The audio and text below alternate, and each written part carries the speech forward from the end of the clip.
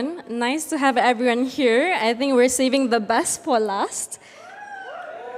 So I'm Hanan. I'm an investor at Outlier Ventures, and today we're very pleased to have 4 amazing founders today with us for this panel, Beating the Odd Founders Journey. So I'm going to briefly introduce the panelists today. We have Alisia, who is the CEO of Botanics Labs, and she loves spiders and building a spider chain. We have Amanda, the CEO of Serotonin, and Amanda wrote a really amazing book on marketing, the first Web3 book that is being published by a really reputable publisher, Web3 business book. And we have Winny, founder of Chipped, and Winny used fun as a KPI. And we have Réka, who's the founder of Plug and previously Guild.xyz. And Réka is a certified vet. So to set the stage, I would love for our panelists to maybe briefly introduce yourself and your company, and maybe tell us what was your aha moment in building your respective companies. Do you mind starting? Sure. For me, I'll talk about Plug if you guys don't mind. I know many of you probably know Guild, but Plug is an automation platform for on-chain transactions. It's intent-enabled, so it's very cool. The aha moment for that is I have 90% of my wealth on-chain, and even though I'm trying to transact every single day, it's just I'm not utilizing like less than 10% of it still. And there's so much yield, there's so much we could do, and it's just not, humans are the blockers for the blockchain, essentially. And if you could code, you could make MEV bots that do stuff for you, which a very small part of our industry actually does already. But it's just unfair. I don't know how to code it. I don't want to learn how to code. And the blockchains were made to actually handle a lot of transactions. And I think we heard this during the panels today and the speeches that a lot of us were motivated to be here for financial freedom, or at least supporting that. And I think that it's time to make that happen. And I really wanted that for me and my friends and everyone else. So let's go. Amazing. Winny, what about you? Hi, I'm Winny. I'm the founder of Chipped, which is NFC-enabled press-ons. So I'm not sure if you've seen us on the timeline, if you're that chronically online, but when you tap the NFC chip with your phone, it goes to a social aggregation protocol that we've built, which allows you to create PALs, which are proof of IRL. So when you connect with another human being, it creates an off-chain attestation that gives your wallet a high signal that you're a human being and not a bot. So pretty much well-coined but yassified. The aha moment for us was trying to create a product that is backed by blockchain, that no one knows you're interacting with the chain, but also doesn't lead with hyper-financialization. So using fun as a KPI and becoming that girl with the press on nails, we are genuinely onboarding real people who aren't in this space to use just a fun product that allows you to interact with the chain.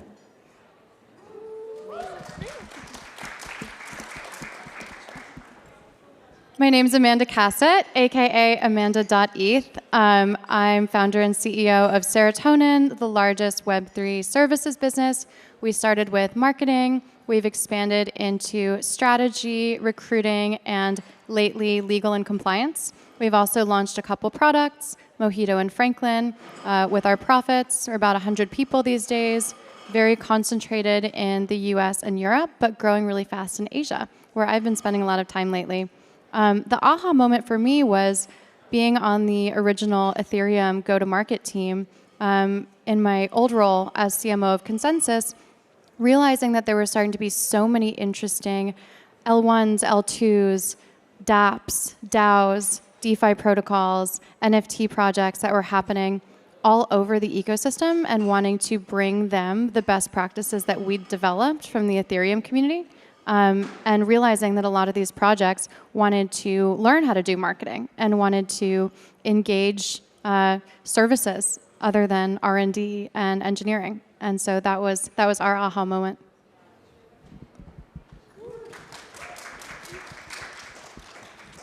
So, hey everyone, my name is Alisia Painter. I'm one of the founders of Botanics Labs. We were the first Bitcoin L2 that was EVM. We started about 2 years ago. And it's really interesting. I've been in the space for about a decade. I started off as a Bitcoiner back in 2015, but then moved to the Ethereum side of things because not much was happening in Bitcoin for a very long time. And so 2 years ago, when my co-founder approached me to start building in Bitcoin, I was like, does anybody care about Bitcoin anymore, really? And when we started ideating, we actually found that our aha moment was the EVM as like this massive unlock for utility, scaling, and programmability. And so once we put together the idea of EVM, which if you think about it, is the winning virtual machine and the most Lindy software effect, right, in the virtual machine space, and Bitcoin, which has the Lindy effect within the money space, that's when we started building together. And I mean, this was 2 years ago, quite prescient because it is the #1 topic of the year this year, but seems to have hit a chord. And I think, especially with ordinals last year, people are ready to transact to add utility to Bitcoin, and we're here to push it forward with the EVM. Amazing. So you guys all have very different stories to how you get to where you are now. Maybe elaborate a bit more what stage your companies are at and how do you get there? Winnie, maybe you can start. Sorry, what was the question? What stage are you currently at? Are you finding product market fit? Are you scaling? So we've been very publicly building over the last 8 months. So if any of you were at SheFi in Istanbul, you might have been chipped with one of our prototypes back then. Originally, it kind of did just start as a bit of fun, but then we found product market fit very, very fast. And over the last couple of months, we've been building, just actually turning it into a genuine product that people want to interact with. So right now, we are at the e-commerce stage. We have also created our protocol, which is actually, not hilariously, it is down today. Of course, that's just how it goes, obviously, in this space. But yeah, we've managed to fully build out a supply chain, fully build out an application. We've just done our pre-seed and we went through Seed Club, which I would highly recommend if you are building for consumer crypto. Definitely look into Seed Club. They have been fantastic as an accelerator. And now we're looking into, as of like after ETC, looking to raise our seed. So to get there, what was it was to get there? That was the question. I guess it's just been very heads down. Like especially when you're building without funding. Originally, I was actually very lucky I was working with Serotonin, and that was a fantastic place to work. Where I also built Chipped alongside that. So I think it was just fine getting the product to PMF to then apply to Seed Club, and they were really the catalyst for getting us to the stage that we're at now. Right, amazing. How about you, Amanda? Well, I'm a big fan of Winnie and everything she's built, and was excited for Serotonin to play any small role in that journey. Serotonin isn't a startup. It's a post-product market fit, profitable business that operates at scale. And we never raise any funds. I think most services businesses shouldn't until they get to a PE stage. I don't think they should necessarily be bootstrapped either. Ideally, they should be profitable from day one, and you hire into your own margins. Then gradually, as you scale, as a services business, you typically raise PE, and then you acquire other smaller services businesses, or you get acquired. A lot of services businesses are publicly traded, and there's a lot of acquisition in the space because that's typically how they grow. And our aim is to be the layer for go-to-market for all of frontier tech. And so we really cut our teeth in Web3, building out a lot of the Ethereum ecosystem, but we've been edging toward the world of AI through some of the decentralized agent creator ecosystems and some of the DePIN projects we've been working on. And then we've also been edging toward the world of biotech with some of our work in DeSci.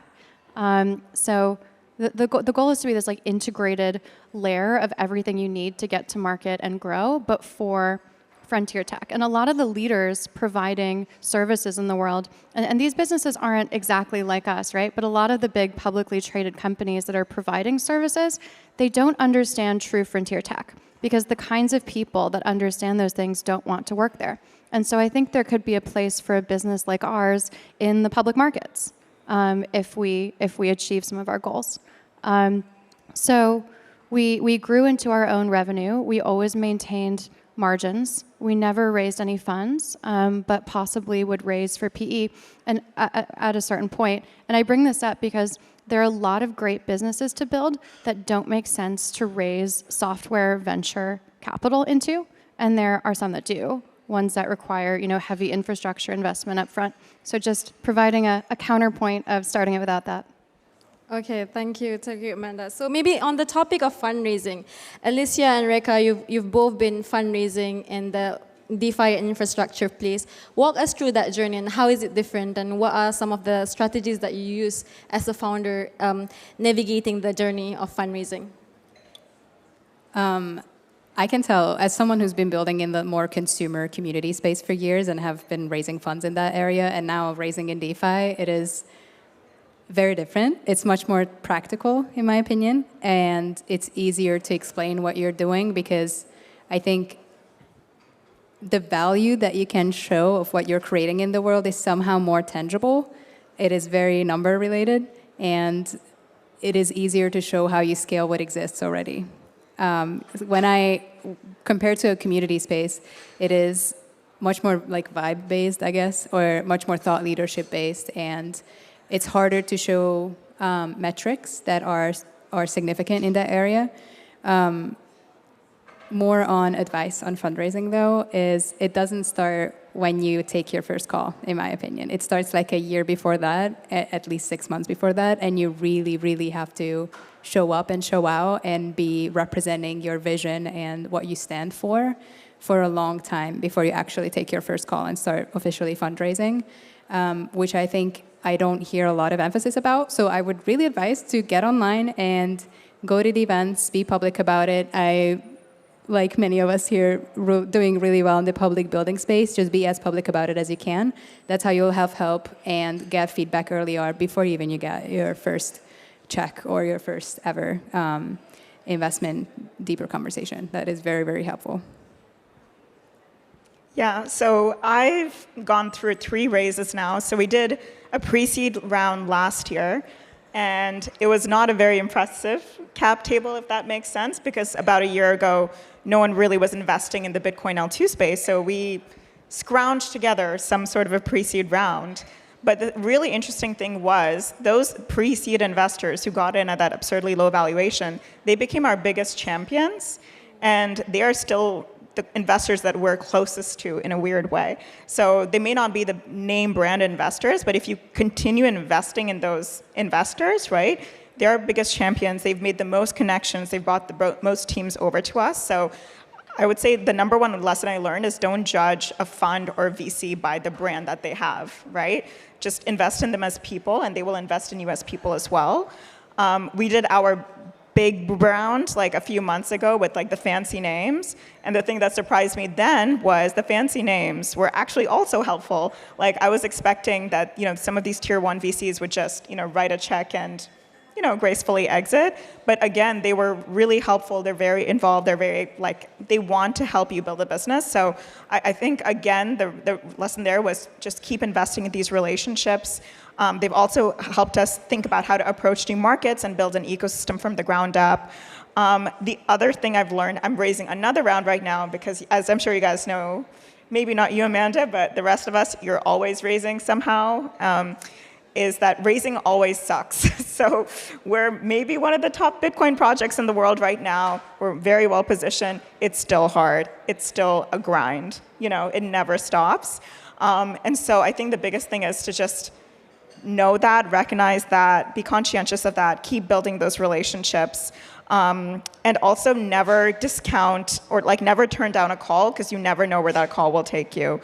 Because some of the most surprising investors, I would have never heard of them before, but there have been just massively value add. So just keep an open mind, accept that it's always going to be a grind and always sort of sucks, but then they can be great business value adds for you in the long run.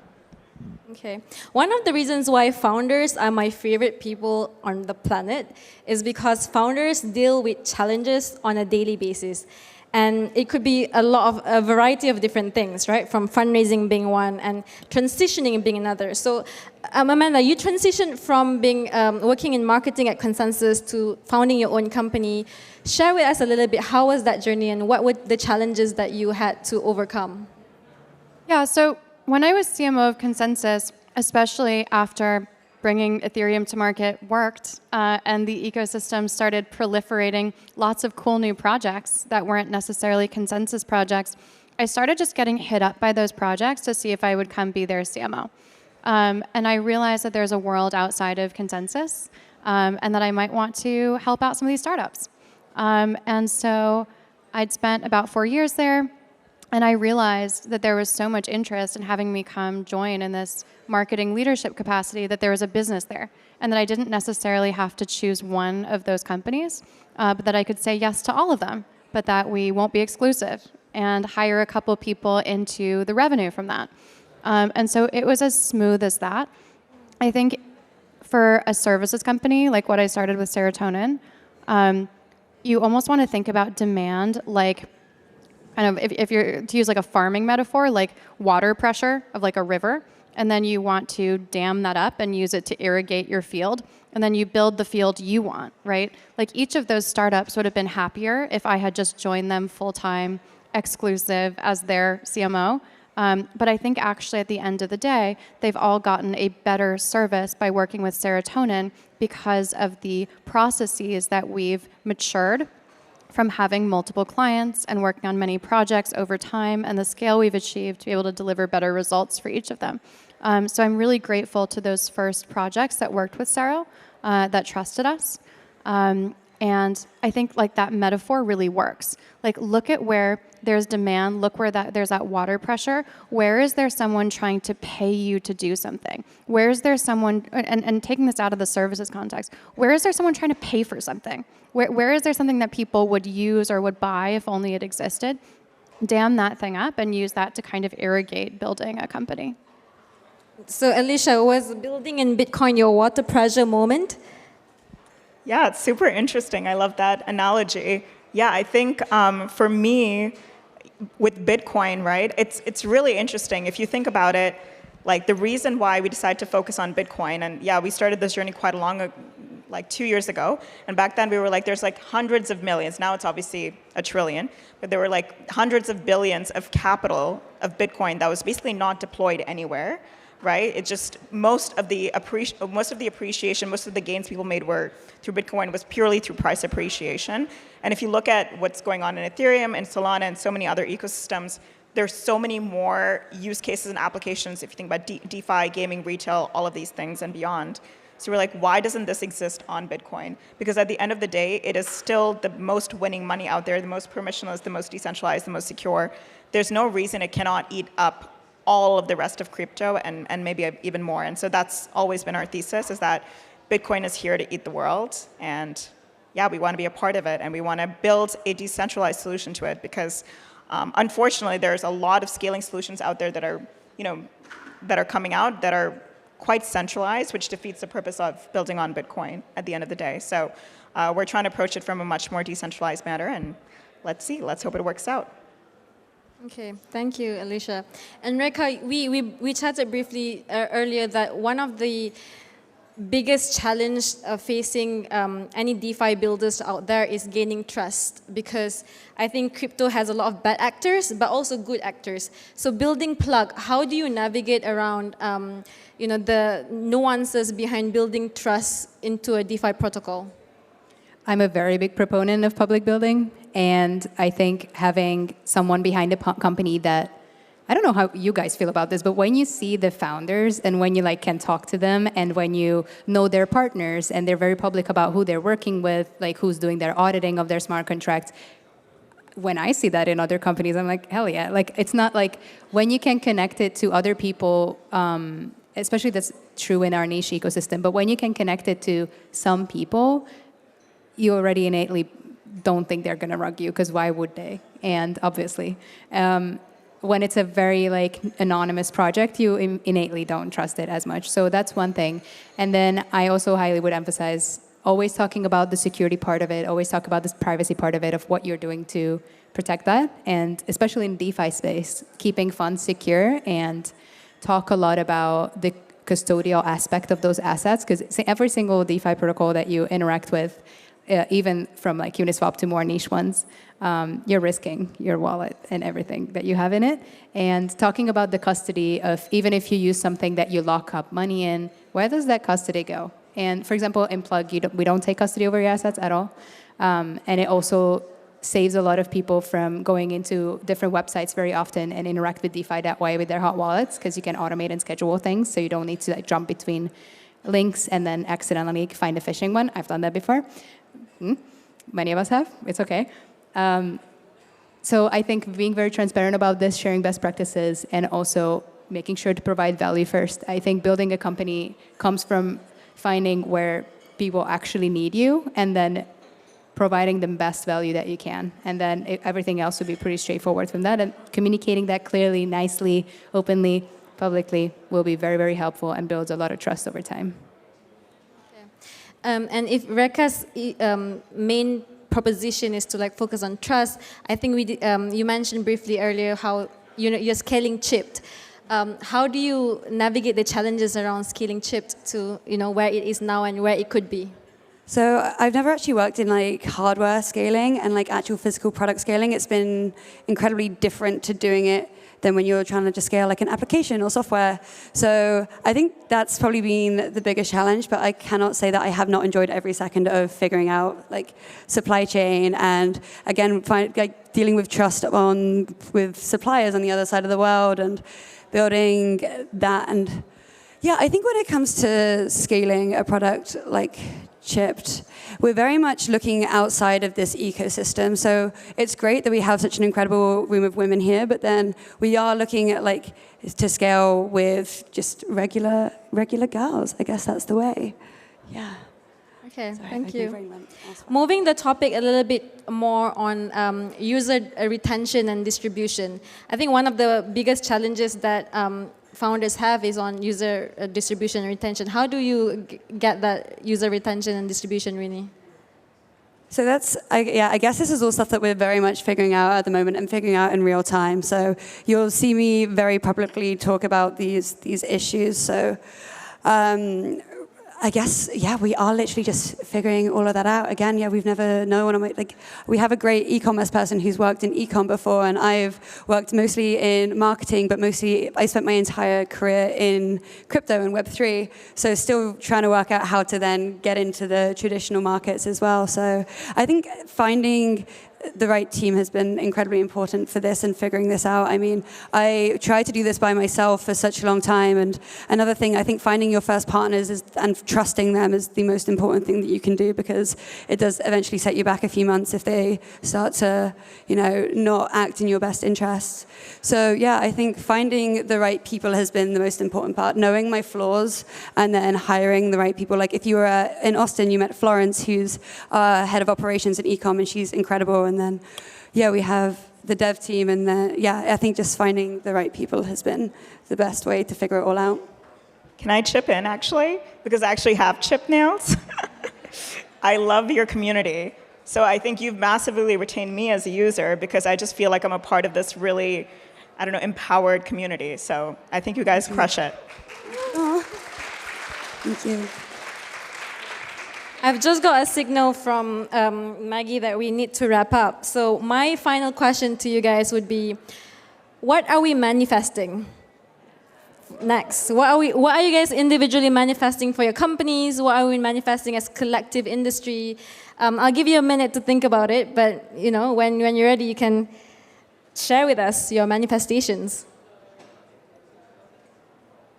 I'll start, and I'll buy everyone a little bit of time. I just did a presentation about this at ETH Prague, going back to some of the original things that we were hoping Ethereum would do. And one of the things I was really excited about, where one of the few arenas that actually kind of has product market fit increasingly, is emerging markets use cases in places that don't really have banking. 70+% of the Philippines doesn't have banking, and there's a massive amount of use of stable coins. Basically, blockchains have found product market fit as a transport layer for the US dollar. Hilarious. But I think it's great. And I think as we onboard more people that need blockchains as lifeline financial infrastructure in the absence of other infrastructure, we're offering opportunities to genuinely leapfrog and for a lot of people to get to create stuff on chain. That's a lot of swings. That's a lot of at-bats to be able to create some really cool apps. So I've been hanging out a lot in APAC. Serotonin's been growing a lot in Asia. I've been spending a lot of time in Hong Kong and in some of the neighboring areas, and I've been just like super psyched to see some of the adoption there. So I'm manifesting more of that. Cool. Lisa. I guess to piggyback off of that a little bit, so it was just a conference a few weeks ago called the Oslo Freedom Forum. It's actually a Bitcoiner conference, but it's also positioned as like a human rights conference. And it's all about how to use Bitcoin for human rights. And actually, in a lot of places around the world, especially in Africa and Latin America, their political and national economies have failed, and Bitcoin is their only solution. Like, that is literally all that they have. Otherwise, they will lose their savings to their corrupt governments, to their corrupt economies. And it was extremely inspiring. It actually resulted in us at Botanics Labs. We're now sponsoring a hackathon at the Africa Bitcoin Conference that's happening in Nairobi in December. And it just really made me realize that we're actually doing something that is, additive to all of these different countries around the world. So manifesting that, right? Like, I guess continuing on with these use cases, especially in the emerging markets, on obviously like more of the Botanics Labs side of things. It's a lot to pull off, obviously, mainnet and building an ecosystem from the ground up. We're very, very lucky to have found teams that are working with us who are very mission-driven by, building on Bitcoin. So I guess manifesting, bringing many more, mission-driven teams who want to build on Bitcoin, with us at Botanics Labs. Also, I'm one of the few female founders in Bitcoin, which is something I would desperately like to change.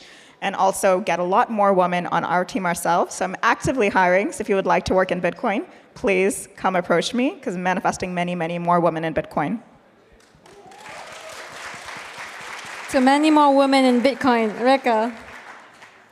I would love to see the EVM space scale up a little bit and challenge us as builders and everyone in this ecosystem to keep up with the demand of what we can create, and achieving this by making personal finance much more attainable and functional through crypto. Like we were saying with the more like not Western regions that we're currently interacting with the whole time, are going to see a lot more adoption. And I'm really interested to see how the EVM space are going to keep up, and happy to contribute by scaling activity.